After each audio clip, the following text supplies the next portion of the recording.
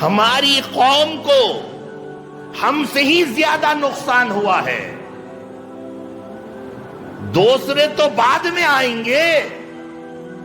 ایک لطیفہ سناتا ہوں، معاف کرنا میں معذرت کے ساتھ، لیکن سوچنے اور سمجھانے کے لیے ایک لطیفہ سناتا ہوں۔ گدھا اور کتے میں آپس میں شرط پڑ گئی۔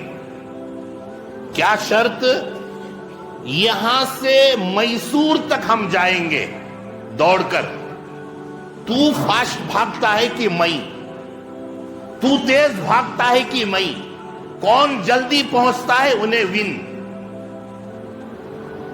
گدھا ایک ایسا جانور ہے، حیات الحیوان یہ کتاب ہے، میرے پاس بھی موجود ہے۔ اس کتاب میں تمام جانوروں کے خصوصیات، اوصاف، کمی، کوتاہی، ہر ایک کا ذکر ہے۔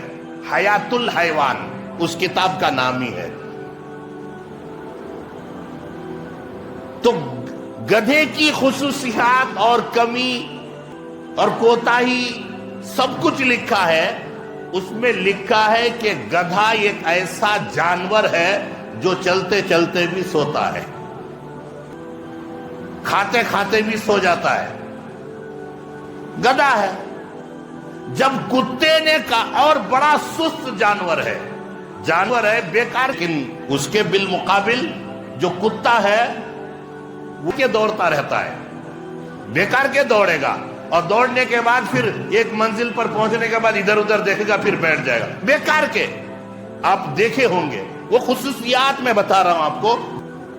انہیں دوڑنے والا کون؟ کتا۔ گدھا سست۔ شرط دونوں میں لگ رہی ہے۔ کتے نے کہا اگر تو ون ہو گیا ایوارڈ تجھ کو، اگر میں ون ہو گیا، میں جیت گیا تو ایوارڈ مجھے، اچھی بات ہے۔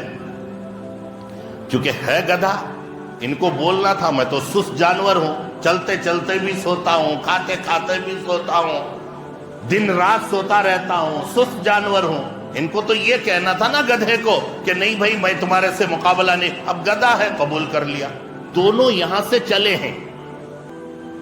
لیکن تعجب کی بات تو یہ ہے کہ کتے کو پہنچنا تھا، پہلے گدھا پہنچ گیا ہے، جبکہ سست جانور ہے، چلتے چلتے سوتا ہے، چلتے چلتے سو جاتا ہے، کھاتے کھاتے سو جاتا ہے۔ سست الگ، بیٹھا تو بیٹھ گیا، اور کتا فاسٹ جانور ہے، لیکن کتا نہیں پہنچا، پہنچا کون؟ گدھا۔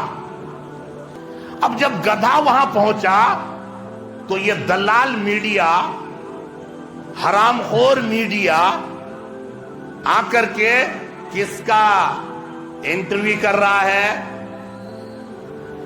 کتا ہار گیا ہے، اس کے پاس آیا، کتے صاحب جب آپ دوڑ لگائے تو آپ تو بہت فاسٹ نکلے، آپ کو پہلے پہنچنا تھا، آپ آخر میں کیوں پہنچے؟ آپ ہار کیسے گئے؟ اچھا کتے صاحب آپ بتائیے کہ آپ کے ہارنے کی وجہ کیا ہے؟ انٹرویو چل رہا ہے، میڈیا والے اشارہ سمجھ جائیں آپ، چونکہ اس واقعہ میں ایک پیغام دوں گا آپ کو، اشارے سے بات چیت کر رہا ہوں۔ اب وہ میڈیا، آپ کیوں ہار گئے؟ آپ تو بڑے اچھے چالاک جانور ہیں، بھاگنے والے ہیں، آپ کیوں ہار گئے؟ کس نے آپ کو ہرا دیا؟ کیا بیچ میں شیروں کا آپ کے اوپر حملہ ہوا؟ بیچ میں دوسرے جانوروں نے آپ کے اوپر حملہ کیا؟ یا آپ کے پیر میں چوٹ لگ گئی، آپ زخمی ہو گئے؟ کتے صاحب آپ بتائیے کہ آپ ہار کیسے گئے؟